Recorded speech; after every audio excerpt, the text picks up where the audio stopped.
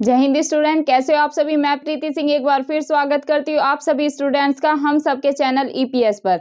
Student continue करते हैं भारत के भूगोल की क्लास। जैसे कि आप सभी को पता है, मैं भारत के भूगोल में आपको अभी पढ़ा रही हूँ नदियाँ, भारत की नदियाँ। आप सभी को पता है स्टूडेंट, जब मैंने क्लास स्टार्ट कराई थी मैंने आपको समझाया था कि जो भारत की नदियाँ हैं इनको दो भागों में विभाजित करके हम पढ़ते हैं। वो कौन कौन से भाग हैं? पहला भाग है स्टूडेंट हिमालयी नदियों का और दूसरा है प्रायद्वीपीय भारत की नदियाँ। इसे भी जो हिमालयी नदियाँ हम पढ़ रहे थे इसे भी मैंने आपको बताया था कि भाई 3 भागों में विभाजित करके हम पढ़ते हैं। जैसे कि पहला है सिंधु नदी तंत्र, सेकंड है गंगा नदी तंत्र, थर्ड है स्टूडेंट ब्रह्मपुत्र नदी तंत्र। और इसमें मैं आपको 2 नदी तंत्र ऑलरेडी कवर करा चुकी हूँ पिछली क्लास में, सिंधु नदी तंत्र और गंगा नदी तंत्र। तो आज हम किस नदी तंत्र की बात करेंगे?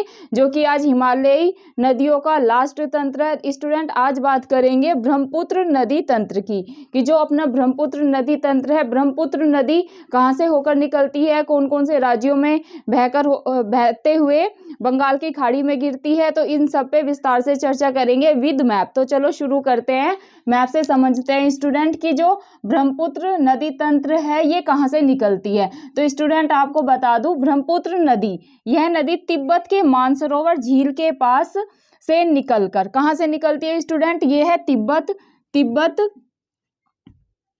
के कहाँ से निकलती है स्टूडेंट? यहाँ पर है मानसरोवर। तिब्बत के मानसरोवर के पास से निकलकर भारत में अरुणाचल प्रदेश, भारत में कहाँ है स्टूडेंट? अरुणाचल प्रदेश। अरुणाचल प्रदेश कहाँ पर है? अरुणाचल प्रदेश स्टूडेंट ये रहा। अरुणाचल प्रदेश से असम, मतलब कि ये अरुणाचल प्रदेश से होते हुए यहाँ पर है असम। देन स्टूडेंट असम बांग्लादेश से होते हुए फिर कहाँ पर आती है? ये है स्टूडेंट बांग्लादेश। क्या है ये है बांग्लादेश। बांग्लादेश से होते हुए कहाँ पर गिर जाती है स्टूडेंट? बंगाल की खाड़ी में। कहाँ पर गिर जाती है स्टूडेंट? बांग्लादेश से होते बंगाल की खाड़ी में गिर जाती है। अभी आप ध्यान रखेंगे, अगर आपसे एग्जाम में पूछ लिया जाए कि भाई जो ब्रह्मपुत्र नदी है वो कहाँ से निकलती है, या ब्रह्मपुत्र नदी का उद्गम क्षेत्र बताइए, तो अभी आप क्या लगाएंगे? आप लगाएंगे कि भाई मैडम ने बताया था कि भाई जो ब्रह्मपुत्र नदी है वो तो तिब्बत के मानसरोवर से निकलती है। मानसरोवर से होते हुए कहाँ पर जाती है? मानसरोवर से होते हुए स्टूडेंट भारत में अरुणाचल प्रदेश, असम से होते हुए बांग्लादेश में जाती है। देन स्टूडेंट बंगाल की खाड़ी में गिर जाती है। तो ये सारी चीजें आपको ब्रह्मपुत्र नदी के बारे में अच्छे से याद कर लेनी है। यहाँ से स्टूडेंट अगर आपने स्टेट लेवल के पीसीएस देखे होंगे या उनको सोल्व किया होगा, 10 ईयर के क्वेश्चन पेपर को सोल्व किया होगा, तो आपने देखा होगा स्टूडेंट नदियों से बहुत ज्यादा क्वेश्चन बनते हैं। तो इसलिए मैं नदियों को आपको विद मैप अच्छे से समझाने का प्रयास कर रही हूँ, क्योंकि स्टूडेंट यहाँ से हर बार स्टेट लेवल पीसीएस में 2 से 3 क्वेश्चन भूगोल में बनते ही बनते हैं। तो इसको आपको क्या धैर्यपूर्वक क्लास को देखना है और अंत तक क्लास में जुड़े रहना है। बिल्कुल भी कक्षा को आपको स्किप नहीं करना है, क्योंकि स्टूडेंट आप सभी को पता है जो अपना ज्योग्राफी विषय है ये काफी टेक्निकल है। अगर आप इसे मैप से नहीं समझेंगे या कक्षा को स्किप कर देंगे तो बहुत सारी चीजें आपके पल्ले नहीं पड़ेगी। तो इसलिए बोलती हूँ आपको क्या करना है, आपको कक्षा में अंत तक जुड़े रहना है। तो अगर अभी आपसे एग्जाम में पूछ लिया जाए कि भाई ब्रह्मपुत्र नदी का उद्गम बताइए, तो आप क्या लगाएंगे कि भाई मैडम ने बताया था ब्रह्मपुत्र नदी का उद्गम तो तिब्बत के मानसरोवर झील के पास से होता है। फिर ये कहाँ पर आता है? अरुणाचल प्रदेश, फिर असम में बहती हुई फिर जाती है बांग्लादेश में और फिर गिर जाती है कहाँ पर? बंगाल की खाड़ी में ब्रह्मपुत्र नदी जाकर गिर जाती है। ये आप ध्यान में रखेंगे। अब स्टूडेंट और जो ब्रह्मपुत्र नदी है इसके बारे में और जानकारी जान लेते हैं, जहाँ से स्टेट लेवल पीसीएस में या चाहे आप किसी भी कॉम्पिटिटिव एग्जाम्स की तैयारी क्यों ना कर रहे हो, जहाँ पर रिवर का चैप्टर है भूगोल का, तो वहाँ पर जहाँ से क्वेश्चन बनते हैं वो मैं अभी आपको सोल्व कराऊंगी। अगर आप ये क्लास देख लेते हैं स्टूडेंट नदियों की, तो इनसे बाहर आपका एक भी क्वेश्चन आपके एग्जाम में नहीं जाएगा। तो इसलिए आपको बिल्कुल भी कक्षा को स्किप नहीं करना है, आराम से कक्षा को देखना है। तो स्टूडेंट बात करते हैं, अगर आपसे पूछ ली जाए कि भाई भारत की सबसे चौड़ी नदी बताइए, अगर आपसे एग्जाम में पूछ लिया जाए कि भाई भारत की सबसे चौड़ी नदी कौन सी है, तो स्टूडेंट आप क्या लगाएंगे? आप लगाएंगे ब्रह्मपुत्र नदी स्टूडेंट भारत की सबसे चौड़ी। बात हो रही है, आपको फोकस किस पे करना है, आपको की पॉइंट देखना है, बात हो रही है सबसे चौड़ी। ठीक है। तो आपको अगर चौड़ी नदी पूछ ली जाए तो आप क्या लगाएंगे, आप स्टूडेंट लगाएंगे ब्रह्मपुत्र। ब्रह्मपुत्र स्टूडेंट भारत की सबसे चौड़ी नदी है, ये आप ध्यान में रखेंगे। एक क्वेश्चन स्टूडेंट यहाँ से ये बनता है कि मांजुली और माना द्वीप, माना नदी द्वीप ये कहाँ पर है। तो आप अगर आपसे ये क्वेश्चन पूछ लिया जाए तो आप लगाएंगे कि भाई मांजुली प्लस माना नदी द्वीप ये दोनों ही ब्रह्मपुत्र नदी में असम में है। अगर आपसे पूछ लिया जाए कि भाई माना और मांजुली नदी द्वीप जो है ये कहाँ पर है या कौन सी नदी पर है, तो नदी पूछ ली जाए तो आप लगाएंगे ब्रह्मपुत्र नदी पर, लेकिन कहाँ पर है। अगर आपसे राज्य पूछ लिया जाए तो आप लगाएंगे स्टूडेंट असम राज्य में है। तो ये आप ध्यान में रखेंगे। यहाँ से भी स्टेट लेवल पीसीएस में दोस्तों क्वेश्चन पूछा गया था, इसलिए मैं आपको स्टूडेंट मेरा तरीका यही है, चाहे मैंने आपको जीएस सेकंड मतलब कि इंडियन पॉलिटी कराया हो, उसमें मैंने 38 लेक्चर जैसे लिए थे, मेरा तरीका स्टूडेंट यही है कि पहले मैं किसी भी चैप्टर की आपको थ्योरी को समझाती हूँ और थ्योरी को ऐसे समझाती हूँ, साथ साथ मैं आपको पीवाईक्यू क्वेश्चंस भी बताते हुए चलती हूँ, क्योंकि मैंने अच्छे से यूपी पीसीएस के 10 साल के क्वेश्चन पेपर सोल्व कर रखे हैं, तो मैंने काफ़ी रिसर्च कर रखी है और फिर मैंने देखे भी है कि भाई कैसे एक्सपेक्टेड क्वेश्चन यहाँ से किसी भी चैप्टर से बन सकते हैं। तो स्टूडेंट मैं वैसे ही जब मैं आपको थ्योरी कराती हूँ तो साथ साथ बताते हुए चलती हूँ कि भाई यहाँ से क्वेश्चन बने हैं, यहाँ से क्वेश्चन बने हैं, क्योंकि स्टूडेंट कोई भी लेक्चर होता है ना, जैसे कि अगर मैं आपको भारत का भूगोल पढ़ा रही हूँ, नदियाँ पढ़ा रही हूँ, तो उससे पहले मैं पीवाईक्यू देखती हूँ कि भाई नदियों से क्वेश्चन बने भी हैं या कितने बने हैं। तो दोस्तों हम आगे भी ऐसे ही तैयारी करेंगे, क्योंकि अभी ज़्यादा टाइम नहीं बचा है, जैसे कि 2-2.5 महीने बचे हैं। तो जो बच्चे पहले से तैयारी कर रहे हैं वो तो रिवीजन नहीं कर रहे होंगे फिलहाल तो, लेकिन जो बच्चे नई नई तैयारी में हैं और वो सोच रहे हैं कि भाई 2-2.5 महीने बचे हैं, क्या हम अटैम्प्ट दें या नहीं दें, तो स्टूडेंट आपको ऐसे भी डरने की जरूरत नहीं है। 2-2.5 महीने है ना, अगर आप दिन रात मतलब कि 24 घंटे होते हैं दिन रात को मिला के, अगर आप 10 से 12 घंटे अच्छे से दिन रात करके पढ़ाई करेंगे ना, मतलब पूरा फोकस अपनी पढ़ाई पर रखेंगे और ज़्यादा से ज़्यादा ऑब्जेक्टिव लगाएंगे, तो आप किसी भी स्टेट लेवल का पीसीएस आराम से निकाल सकते हैं। लेकिन उसके लिए स्टूडेंट आपको दिन रात मेहनत करनी होगी। तो अगर आप सोच रहे हैं ना कि भाई देख लेते हैं यूपी पीसीएस का एग्जाम होता कैसे है, तो मैं ये कहूँगी कि आपको एग्जाम जरूर देना चाहिए। क्या पता सिलेक्शन हो ही जाए, क्या पता, मैं इसलिए बोल रही हूँ क्या पता तब होगा जब आप ज़्यादा से ज़्यादा मेहनत करेंगे अपने। अगर आप 5 घंटे पढ़ते हैं तो आपको 10 से 12 घंटे स्टेट लेवल पीसीएस के लिए स्टूडेंट पढ़ना ही होगा, तभी आप स्टेट लेवल पीसीएस में सिलेक्शन हासिल कर सकते हैं, क्योंकि आप सभी को पता है कंपटीशन बहुत ही ज़्यादा है। लेकिन अपने को क्या चाहिए, अपने को तो एक सीट के लिए फाइट करनी है। तो वो कैसे करेंगे आप, जब आप दिन रात मेहनत करेंगे तो उस फाइट को आप क्रॉस करके अपनी सक्सेस को जरूर हासिल कर लेंगे। तो जैसे कि मैं आपको बता रही थी, अगर नदियों से स्टूडेंट श्योरली इसलिए बोल रही हूँ, मैंने आज अगेन पीसीएस के यूपी पीसीएस के पीवाईक्यू सोल्व करे, मैंने देखा है स्टूडेंट नदियों से क्वेश्चन बने ही बने हैं। जो आप मेरी पिछली क्लास देखा होगा ना आपने, सिंधु नदी तंत्र और गंगा नदी तंत्र को, स्टूडेंट गंगा नदी तंत्र से भी क्वेश्चन बना है और सिंधु नदी तंत्र से भी और ब्रह्मपुत्र नदी से भी क्वेश्चन बने हैं। जैसे कि इसके उद्गम से ही पूछ लेते हैं, या ये जो ब्रह्मपुत्र नदी है भारत के कौन कौन से राज्य से होकर बहती है और कहाँ पर गिरती है, ऐसे क्वेश्चन पूछ लेते हैं। और जैसे कि माजुली और माना द्वीप समूह पूछ लेंगे कि भाई ये कौन सी नदी पर स्थित है। तो अगर आपसे नदी पूछ लिया जाए तो आप लगाएंगे ब्रह्मपुत्र, और ये पूछ लिया जाए कि भाई कौन से राज्य में है तो आप लगाएंगे असम। ये चीज आप ध्यान में रखेंगे।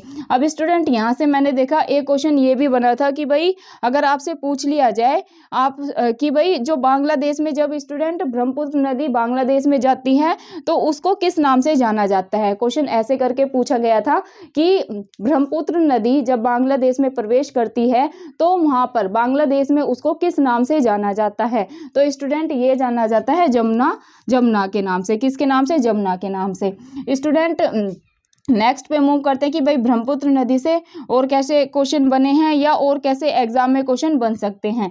अगर आपसे पूछ लिया जाए स्टूडेंट, एक ध्यान रखेंगे कि मेघना के नाम से ब्रह्मपुत्र नदी को कब जाना जाता है। अगर आपसे ऐसे क्वेश्चन पूछ लिया जाए कि भाई मेघना को ब्रह्मपुत्र नदी है उसको मेघना के नाम से कब जाना जाता है, तो स्टूडेंट आप ध्यान में रखेंगे जब गंगा और ब्रह्मपुत्र नदी मिल जाती हैं। जब ध्यान में रखेंगे जब गंगा प्लस ब्रह्मपुत्र नदी मिल जाती है तो ये किस नाम से जानी जाती है, आप ध्यान में रखेंगे। ये जानी जाती है स्टूडेंट मेघना के नाम से। किसके नाम से, मेघना के नाम से ये जानी जाती है। ये चीज स्टूडेंट आप ध्यान में रखेंगे। ब्रह्मपुत्र के बारे में एक फैक्ट और है, जैसे कि जो मैंने अभी बताया, आपसे पूछ लिया जाए ब्रह्मपुत्र नदी को मेघना के नाम से कब जाना जाता है, तो आप ध्यान में रखेंगे जब गंगा और ब्रह्मपुत्र नदी मिल जाती हैं तो उसे किस नाम से जाना जाता है, तब जाना जाता है मेघना के नाम से। ये चीज आप ध्यान में रखेंगे। अब स्टूडेंट अगर जैसे यही पूछ लिया जाए कि भाई जो ब्रह्मपुत्र नदी है ये कहाँ कहाँ से होकर बहती है, तो ये मैंने पहले ही बता दिया था आपको, तिब्बत से, क्योंकि तिब्बत के मानसरोवर से होकर तो ये निकलती है तो वहां से तो बहेगी। तिब्बत भारत और बांग्लादेश, ये ध्यान में रखेंगे। अगर भारत के राज्य पूछ लिया जाए तो आप लगा देंगे भाई अरुणाचल प्रदेश और असम से होकर ये बहती है, ये ध्यान में रखेंगे। अब स्टूडेंट नेक्स्ट क्वेश्चन कैसे बनता है कि ब्रह्मपुत्र नदी तिब्बत में बहते हुए भारत के, ये मैंने आपको बता दिया लेकिन फिर भी ध्यान रखें, आपकी रिवीजन हो जाएगी। ब्रह्मपुत्र नदी स्टूडेंट तिब्बत में बहते हुए भारत के अरुणाचल प्रदेश में प्रवेश करती है। असम घाटी में बहते हुए इसे असम घाटी में जब ये बहती है तो ब्रह्मपुत्र नदी को किस नाम से जाना जाता है, ब्रह्मपुत्र के नाम से ही जाना जाता है। और फिर बांग्लादेश में प्रवेश करने पर इसे क्या, जमुना कहा जाता है। जब ब्रह्मपुत्र नदी बांग्लादेश में प्रवेश करती है तो उसे किस नाम से जाना जाता है, तो आप क्या लगाएंगे कि भाई जमुना के नाम से जाना जाता है। अब इससे स्टूडेंट आगे और कैसे क्वेश्चन बने उस पर चर्चा करते हैं। स्टूडेंट आप ध्यान में रखेंगे ब्रह्मपुत्र नदी का गंगा से संगम के बाद इनकी संयुक्त धारा को क्या कहा जाता है, ये तो मैंने शॉर्ट में आपको यहाँ समझा दिया। Ganga plus Brahmaputra is equal to मतलब बराबर मेघना, तो ऐसे भी आप इजी वे में याद रख सकते हैं। ये ट्रिक है एक तरीके की, भाई Ganga plus Brahmaputra is equal to मेघना। अब यहाँ पर मैं आपको डिटेल में बता रही हूँ कि आप ये चीज भूले ना, अगर जैसे मेंस आंसर राइटिंग में लिखने को आ जाए ना नदियों के ऊपर, तो आप आराम से लिख सकते हैं क्या कि भाई ब्रह्मपुत्र नदी का गंगा से जब संगम होने के बाद संयुक्त धारा को मेघना क्या कहा जाता है, मेघना कहा जाता है, जो कि सुंदरबन डेल्टा का निर्माण करती है। मतलब यह है गंगा और ब्रह्मपुत्र नदी मिलकर, यहाँ से पीसीएस में कैसे क्वेश्चन पूछा गया था कि भाई सुंदरबन डेल्टा का निर्माण कौन सी नदियां मिलकर करती है, तो आप क्या लगाएंगे कि भाई गंगा और ब्रह्मपुत्र नदी मिलकर कौन से डेल्टा का निर्माण करती है, सुंदरबन डेल्टा का निर्माण करती है। ये चीज आप ध्यान में रखेंगे। सुंदरबन डेल्टा का निर्माण करते हुए कहां पर जाकर गिर जाती है, ये तो मैंने पहले ही बताया आपको, कहां पर जाकर गिरती है, यहाँ पर बंगाल की खाड़ी में जाकर ये नदी ब्रह्मपुत्र नदी जाकर गिर जाती है। ये चीज आप ध्यान में रखेंगे। अब स्टूडेंट अगर आपसे ब्रह्मपुत्र नदी की लंबाई पूछ ली जाए तो आप क्या लगाएंगे, ब्रह्मपुत्र नदी की स्टूडेंट लंबाई है 2900 किलोमीटर, कहीं कहीं आपको 2800 किलोमीटर भी मिल जाएगा। अगर देखो अगर ऑप्शन में 2900 किलोमीटर है तो आप लगाएंगे 2900 किलोमीटर, लेकिन कहीं आपको 2800 किलोमीटर मिल जाए और 2900 किलोमीटर ऑप्शन में नहीं है तो आप क्या लगा कर आएंगे, आप स्टूडेंट लगा कर आएंगे 28 मतलब कि 2800 किलोमीटर। लेकिन अगर 2900 किलोमीटर है ना तो आपको लगा के आना है 2900 किलोमीटर। ब्रह्मपुत्र की लंबाई कितनी है, ब्रह्मपुत्र की लंबाई है 2900 किलोमीटर। ये चीज आप ध्यान में रखेंगे। अब स्टूडेंट कुछ महत्वपूर्ण नोट है जहां से एग्जाम में क्वेश्चन बनते हैं, उन पे चर्चा करते हैं। जैसे अगर आपसे पूछ लिया जाए ब्रह्मपुत्र का नाम तिब्बत, मतलब जो ब्रह्मपुत्र नदी है उसको तिब्बत में किस नाम से जाना जाता है, अगर आपसे एग्जाम में ऐसे क्वेश्चन पूछ लिया जाए। और स्टूडेंट जो ये मैं पॉइंट कराऊंगी यहाँ से स्टेट लेवल पीसीएस में 100% आपको क्वेश्चन देखने को मिलेगा, क्योंकि सबसे ज्यादा कंफ्यूजन यहीं पर होती है कि जो भाई ब्रह्मपुत्र नदी है इसको तिब्बत में किस नाम से जाना जाता है, असम में किस नाम से जाना जाता है और अरुणाचल प्रदेश में किस नाम से जाना जाता है। तो इस कंफ्यूजन को आज एकदम दूर कर लेंगे। अगर यहाँ से हमारे स्टेट लेवल पीसीएस में या फिर आप किसी भी कॉम्पिटिटिव एग्जाम्स की तैयारी क्यों ना कर रहे हो, वहां यहाँ से क्वेश्चन आएगा तो आपका गलत नहीं होगा। तो इसे आज ही आपको क्या एकदम माइंड में बैठा लेना है कि भाई ब्रह्मपुत्र को तिब्बत में किस नाम से जाना जाता है। तो आप ध्यान में रखेंगे सांगपो या सांगपो, कहीं कहीं आपको सांगपो लिखा हुआ मिलेगा और कहीं कहीं आपको सांगपो लिखा हुआ मिलेगा, मतलब वही है। ठीक है, अगर आपका ऐसे आ जाए कि ब्रह्मपुत्र को तिब्बत में किस नाम से जाना जाता है तो आप क्या लगाएंगे, सांगपो दिया हुआ तो सांगपो लगा देना, अगर सांगपो नहीं दिया हुआ हो सांगपो दिया हुआ हो तो आप क्या लगाएंगे, सांगपो। ठीक है, मूव करते हैं नेक्स्ट पे। अगर ब्रह्मपुत्र का अरुणाचल प्रदेश में नाम पूछ लिया जाए कि भाई ब्रह्मपुत्र नदी को अरुणाचल प्रदेश में किस नाम से जाना जाता है तो आप क्या लगाएंगे, आप लगाएंगे स्टूडेंट डींग। क्या, ढींग, ढींग, ये आप ध्यान में रखेंगे, ठीक है। और अगर आपसे ब्रह्मपुत्र, ब्रह्मपुत्र को असम में किस नाम से जाना जाता है, तो ये तो मैंने आपको पीछे ही बताया था, ये ब्रह्मपुत्र को असम में ब्रह्मपुत्र के नाम से ही जाना जाता है, ये चीज आप ध्यान में रखेंगे।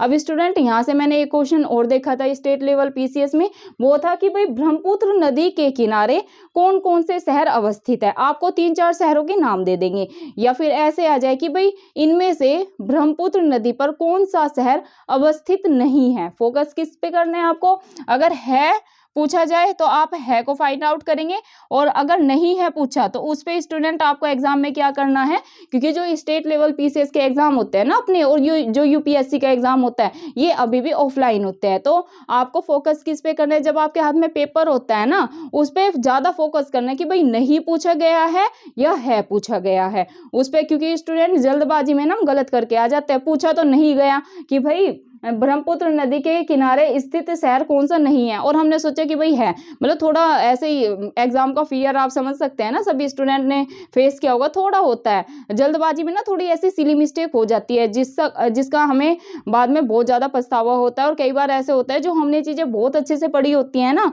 तो वही हम मिस्टेक करके आ जाते हैं, और बाद में सबसे ज्यादा दुख स्टूडेंट उसी क्वेश्चन का होता है कि भाई ये तो मैंने इतने अच्छे से किया था, ये तो मैंने इतनी बार पढ़ा था, भाई ये कैसे गलत हो गया। तो उसका तो बहुत ही बुरा माइंड मतलब एकदम डिस्टर्ब हो जाता है, उसका ही रहेगा 2 महीने तक, ये क्वेश्चन गलत हो गया था, ये कैसे हो गया।